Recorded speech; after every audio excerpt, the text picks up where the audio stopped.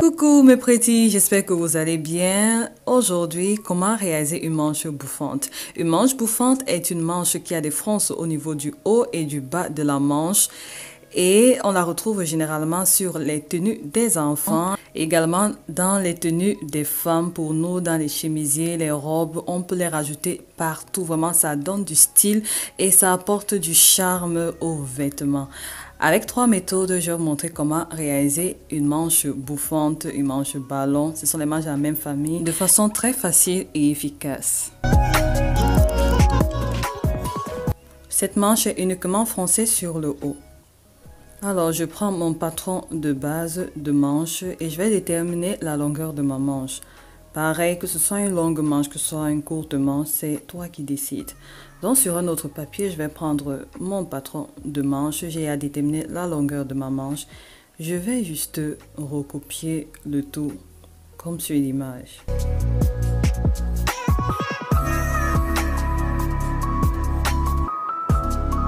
Et je vais marquer ces points pour pouvoir retracer la ligne du milieu. Lorsque c'est fait, je retrace la ligne du milieu comme ceci. Et arrivé à ce niveau, je vais marquer le devant avec 2 crans, le dos avec 1 cran pour qu'on ne s'embrouille pas après. Et à ce niveau, je vais diviser par 3.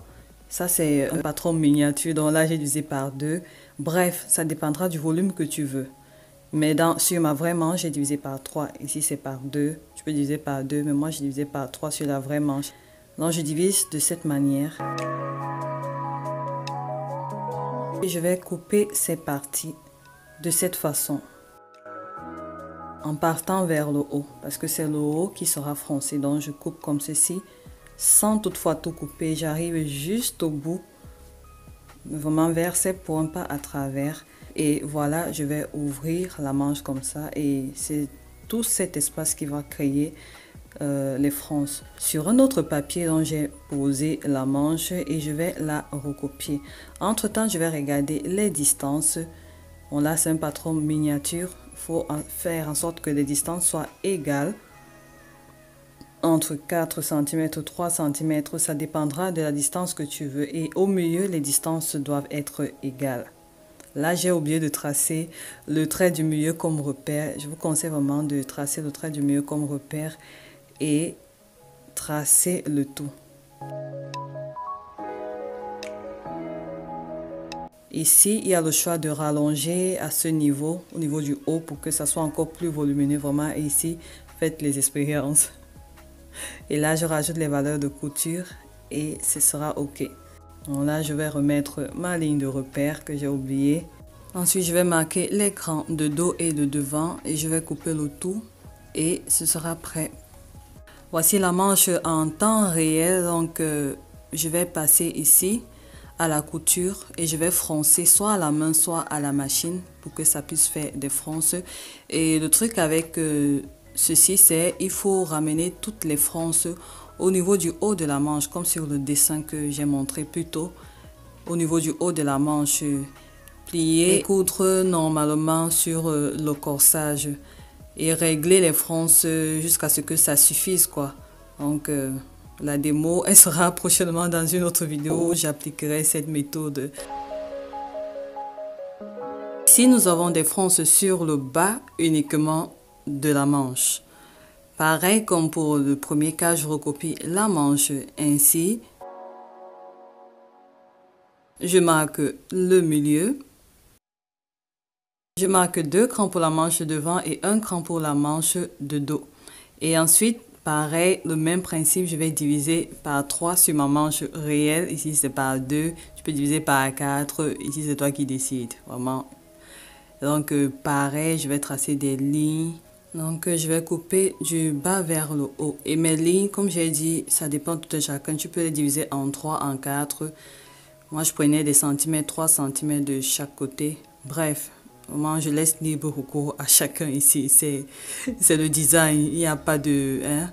Voilà. Donc, je coupe de cette manière. Pareil, sans toutefois couper le tout. Vraiment jusqu'à la pointe. On va vraiment faire attention ici et on va écarter pareil comme sur la première manche, mais dans le sens contraire. Et ça va donner quelque chose comme ceci. Je reprends un autre papier. Cette fois-ci, j'ai pas oublié ma ligne de milieu. Donc, dessiner la ligne de milieu, pardon, et puis poser le patron dessus et ensuite écarter en partie égale. Si c'est 2 cm, tu écartes de 2 cm chaque partie. Si c'est 3, et ainsi de suite. Supposons qu'ici, j'ai un espace de 4 cm par exemple. Il faudrait que au milieu que j'ai un espace de 4 cm, c'est-à-dire 2 cm de chaque côté. Et de l'autre côté, un espace de 4 cm. Vraiment, ici, ça dépend du design que tu veux faire. Et je recopie le tout. Pareil, ici, au niveau du bas, il est possible de rajouter le volume. Ça dépend du design que tu as en tête. Tu peux être encore plus dramatique et tu rajoutes seulement. Je vais la dessiner de façon modeste. Voilà ce que ça donne. J'ai placé mes crans pour marquer la manche de dos et de devant. 2 crans pour le devant, 1 cran pour le dos. Et c'est bon. Voici la manche en temps réel. Vous voyez, ma vraie manche, j'ai divisé en 3. Ça peut encore être plus. Donc ça dépend vraiment de tout un chacun. Et à ce niveau, les fronces seront au niveau du bas de la manche. J'ai fait le même principe.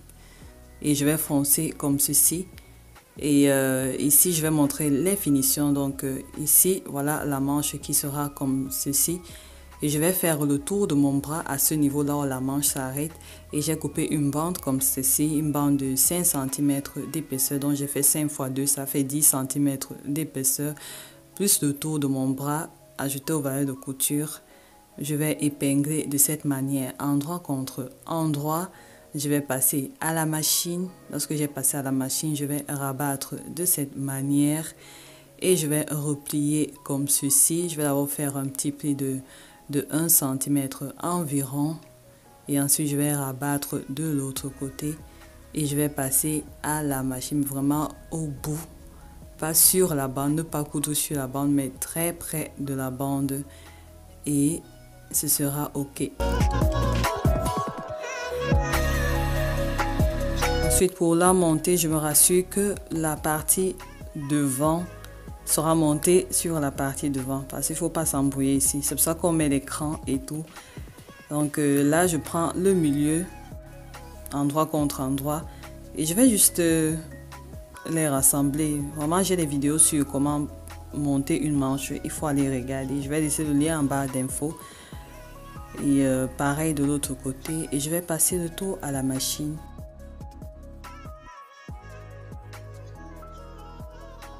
Lorsque ce sera fait, ça va donner quelque chose comme ceci. Là, vraiment sur la création, ça ne se voit pas trop. Et je vais fermer toute la manche. Bref, je pense qu'ici, tout le monde connaît.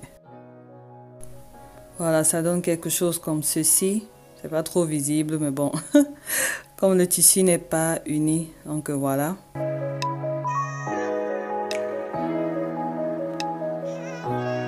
Ici, le cas de la manche qui a des fronces sur le haut et sur le bas. Sur un papier, je vais tracer une ligne comme ceci.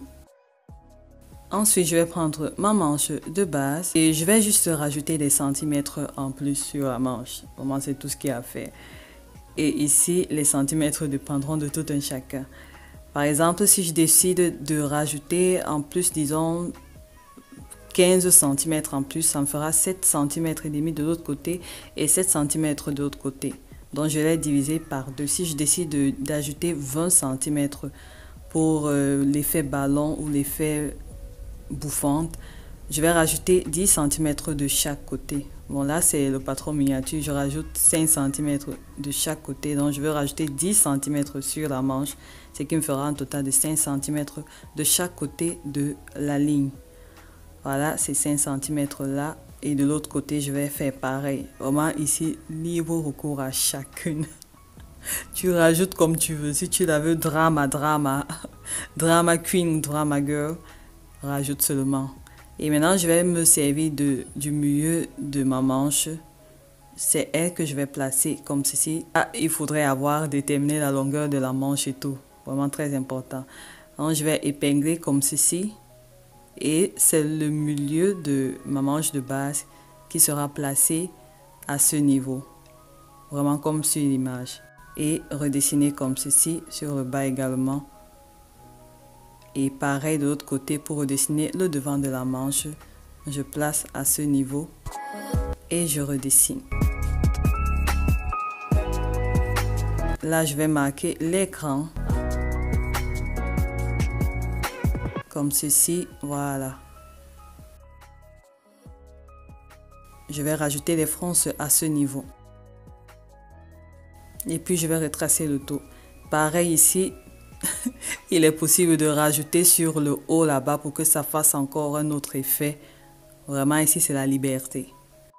Je rajoute les valeurs de couture et je vais couper le tout. Et c'est terminé. Voilà le patron avec la taille réelle. Donc voilà ce que ça donne. Je peux mettre l'écran juste pour savoir à quel niveau mes fronces vont commencer. Et moi je préfère cette manche avec les fronces au niveau du bas. Ça peut donner ce modèle par exemple, juste les fronces au milieu. Ou alors les modèles avec les fronces tout en bas. Et ces fronces, c'est aussi possible de mettre de l'élastique. Ça donne toujours un joli effet. Voilà, je vous donne rendez-vous pour la prochaine vidéo où je vais vous montrer comment est-ce que j'ai réalisé cette robe avec les manches bouffantes. Mais sauf que cette manche, je l'ai montée différemment sur ma robe. Si tu ne veux pas manquer ça, voilà, il faut que tu actives ta cloche parce que si tu rates ça vraiment, c'est que tu auras raté le DIY du siècle. Donc je compte sur toi, active ta cloche de notification et je te donne rendez-vous pour la prochaine vidéo à ne pas manquer parce que vous étiez nombreuses à me la demander. Likez, partagez la vidéo, restez créative et surtout que Dieu vous bénisse. Je vous donne rendez-vous pour la prochaine vidéo. Bisous, bye bye.